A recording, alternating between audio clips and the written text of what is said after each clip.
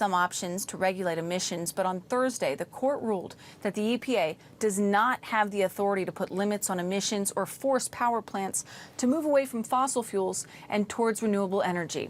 It's a ruling that environmental experts say is disastrous, not just for the U.S., but for the entire planet. Joining me now, Michael Mann, the director of the Earth System Science Center at Penn State. Michael, thank you so much for joining us this holiday weekend. He's also the author of The New Climate War.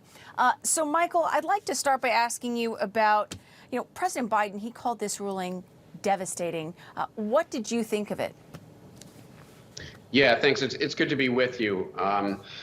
This decision, what it does is essentially handicap our chief executive when it comes to enforcing the laws of the land. The chief executive is empowered, for example, to have the EPA, the Environmental Protection Agency, do what they are empowered to do, which is to protect our environment. And so what the Supreme Court has done here is quite a remarkable act of judicial activism. And what's ironic is, of course, conservatives have in the past often accused Democratic presidents of engaging or Democratic justices as engaging in judicial activism. But here, the Supreme Court has overruled a previous Supreme Court finding. Back in 2007, the Supreme Court found that the EPA does have the right to regulate carbon emissions under the Clean Air Act. And what's changed here?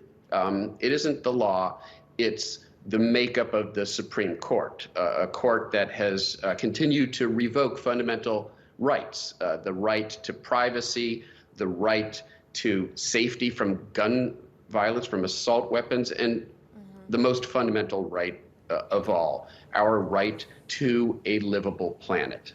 So, Michael, some conservatives were hoping that the Supreme Court would perhaps go even further and strip the agency's sort of broader authority to curb greenhouse gas emissions.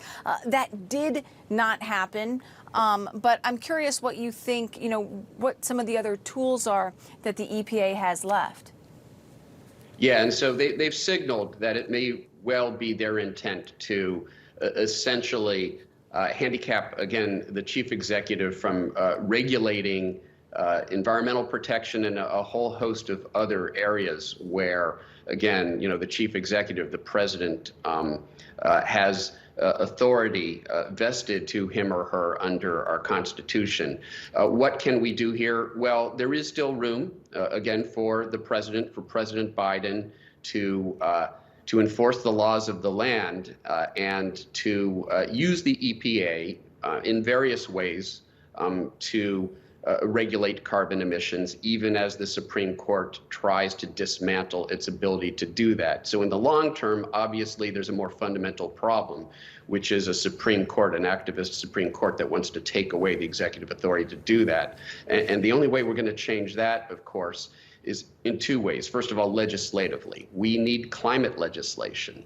We need legislation passed by this Congress, whether it's through reconciliation or any other means, that will allow the president to meet his obligations to the rest of the world. We are obligated under the Paris Agreement and the updated Glasgow agreements last year, we are obligated to reduce our carbon emissions by 50% within the next decade. And we're going to need legislation that allows the president to do that. And we're going to need a Congress that reflects our interests rather than the interests of polluters, which means turning out in this midterm election and voting for candidates who will support action.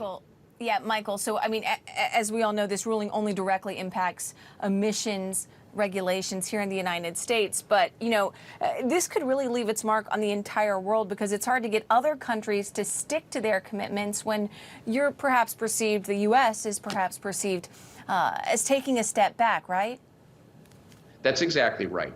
Look, we are the world's greatest cumulative emitter of carbon pollution. We have put more carbon pollution into the atmosphere than any other nation. And so if we are not willing to show leadership on the international stage and to meet our commitments to the world, to lower our carbon emissions, again, by 50% within the next decade, which is going to require, legislation that incentivizes this shift away from fossil fuels to renewable energy, subsidies for renewable energy, pricing carbon, preventing the additional construction of fossil fuel infrastructure. If we fail to do that, then we're sending a signal to other countries like China and India who are going to say, look, you had 2 centuries of access to cheap, dirty energy, and you grew your economy with that. We have the same right if you're not willing to do your part in addressing this crisis. So as goes the United States, goes the global effort to rein in